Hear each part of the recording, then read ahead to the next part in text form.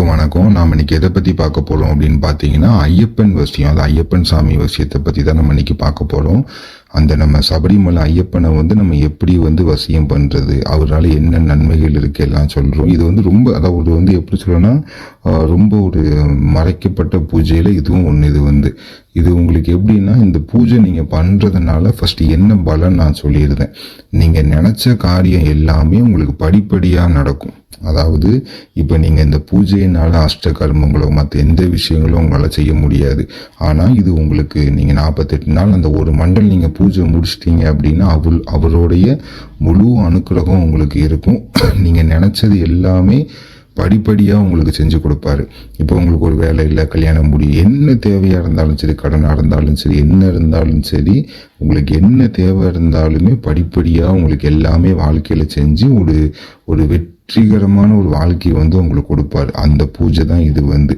இப்போ இந்த பூஜை நீங்கள் பண்ணுறீங்க, 48 நாள் நீங்கள் பூஜை பண்ணதுக்கப்புறம் அதுக்கப்புறம் வர்ற நட திறப்பாங்க. அந்த டைமில் நீங்கள் போய் சபரிமலை ஐயப்பனை வழிபட்டுட்டு வந்தீங்கன்னா ரொம்ப சிறப்பாக இருக்கும். இந்த பூஜை முடிஞ்சதுக்கப்புறம் 48 நாள் ஒரு மண்டலம் பூஜை முடிச்சதுக்கப்புறம் நீங்கள் அவளை போய் தரிசனம் பண்ணிட்டு வந்தீங்க அப்படின்னா ரொம்ப சிறப்பாக இருக்கும் உங்களுக்கு.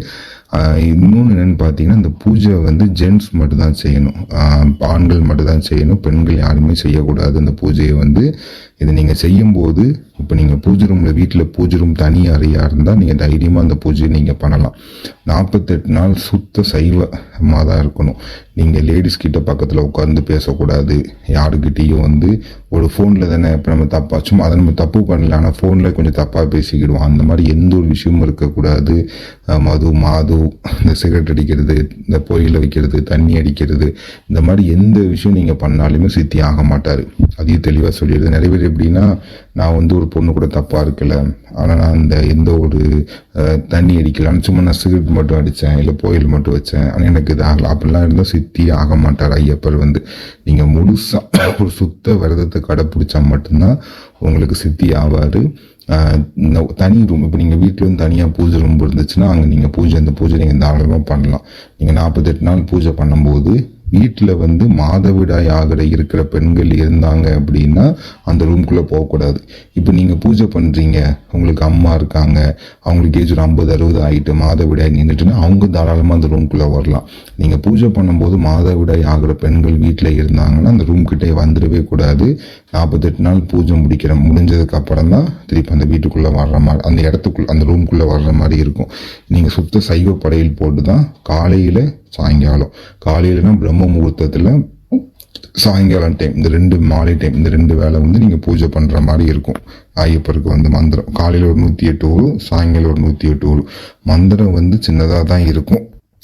இதை நீங்கள் நெய் தீபம் தான் போடணும். நெய் தீபம் போட்டு கிழக்கு முகமாக நெய் தீபத்தை ஏற்றி எந்திரம் வச்சு கலசம் ஏற்றி தான் நீங்கள் பூஜை பண்ணுற மாதிரி இருக்கும். நீங்கள் வடக்கு முகமாக நீங்கள் பூஜை பண்ணணும்.